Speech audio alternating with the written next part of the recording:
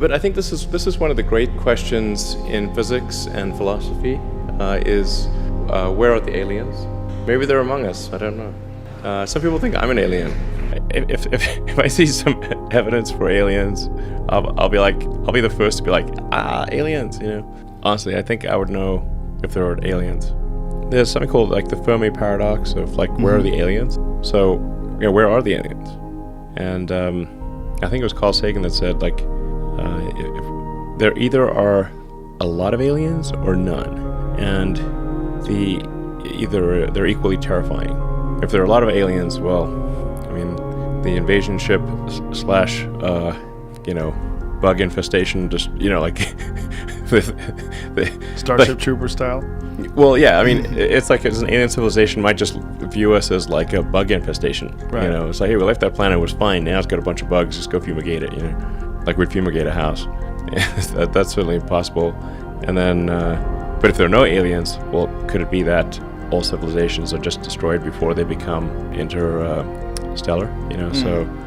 And I want to be clear, like, to the best of my knowledge, there is no evidence for alien life on Earth. There's no evidence for alien life. There's no direct evidence for alien life. No, you know. And if somebody says, "Oh, what about this alien for, sighting or whatever?" I'm like, listen, it's got to be at least as good as a 7-Eleven or ATM can. Okay, it's like if somebody's got to have at least like an iPhone 1 level camera, like something, you know. Just going to be out there in deep space for maybe millions or billions of years, who knows? And maybe discovered by some future alien race, thinking, what the heck, what were these guys doing? Did they worship this car? Why do they have a little car in the car? That'll really confuse them. So I'm not sure what's going to happen, but I think, you know, it's kind of a fun thing, and I sure hope that next burn works, by the way.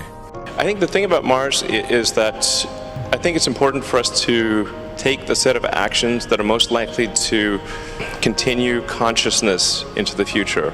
What increases the probability of consciousness of continuing into the future? I think we should not take it for granted that consciousness will continue because we have not encountered any aliens.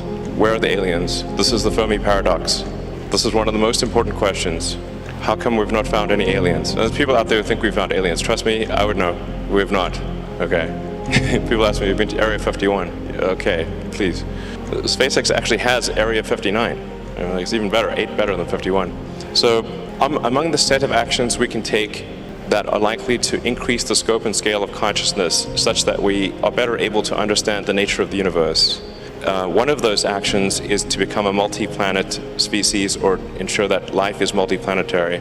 Not because I think something that it's not from the standpoint of it just being an escape hatch or because I think that Earth is doomed, but there's a certain probability that is irreducible that something may happen to Earth. Despite our best intentions, despite everything we try to do, there's a probability at a certain point that some either external force or some internal unforced error causes civilization to be destroyed.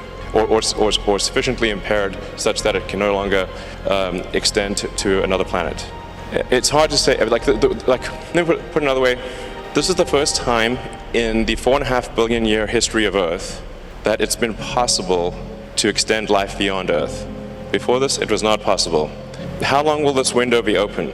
It may be open for a long time, or it may be open for a short time. I think it would be wise to assume that it is open for a short time.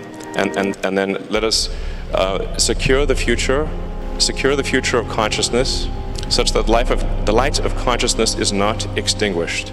And we should try to do this as quickly as possible. That's my view. My interest in the future of humanity is, I guess, as a function of reading a lot of sci-fi and philosophy as a kid, and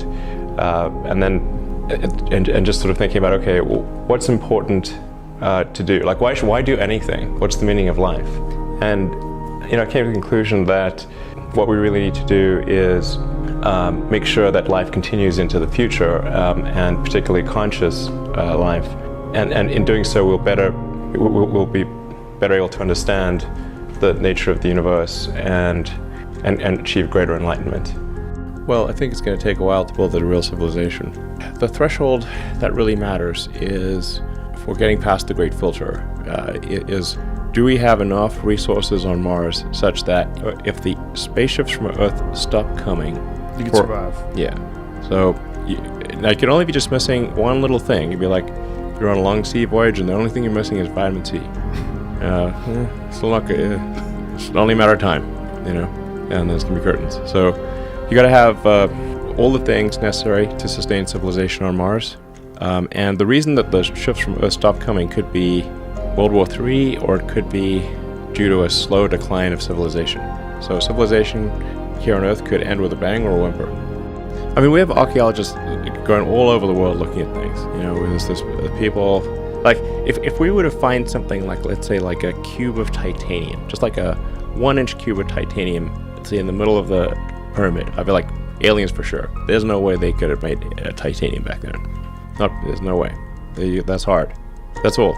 One little, didn't even need a computer. Like, a computer would be like, hey, wow, computers, they didn't have computers back then, so it must be aliens.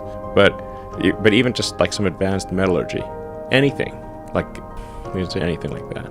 I mean, if they wanted us to know, obviously they could just, for sure, show up and walk down Main Street, like, hey, I'm an alien, check me out, Right. Here's my spaceship, I just land in the middle of Times Square. We'd be like, right, okay. Or hover over downtown LA. Yeah, we were like, okay, we believe you. So whatever they are very subtle, these aliens. How often do you think about it? None, zero. Zero? Even though you're thinking about interplanetary travel, you don't really think about aliens? No, I mean, if they show up, I'm like, great, okay, now this is new information. If there are super intelligent aliens out there, they're probably already observing us. That would seem quite likely, and we just are not smart enough to realize it. But I can do some back-of-the-envelope calculations, and any advanced alien civilization that was at all interested in populating the galaxy, even without exceeding the speed of light, even if you're only moving at, say, 10 or 20% of the speed of light, you could populate the entire galaxy in, let's say, 10 million years, maybe 20 million years max. This is nothing, in the grand scheme of things. Everything that we found archaeologically is consistent with the time, the technology they had at that time. Archaeologically? Yes. Yeah. So you're just talking about old stuff? Yeah. Yeah, just throughout history. It's not like, like if aliens visited, there'd be something buried somewhere, I think. We haven't seen anything. So, anyway, I mean, maybe there are aliens, but they're very subtle. If there are, they're just very, they're being pretty shy. So, nor are we seeing signals from any other solar system or anything like that. So, now, and the thing is that on a galactic timescale, even with sublight travel, you could absolutely colonize the whole galaxy, even some of the neighboring galaxies.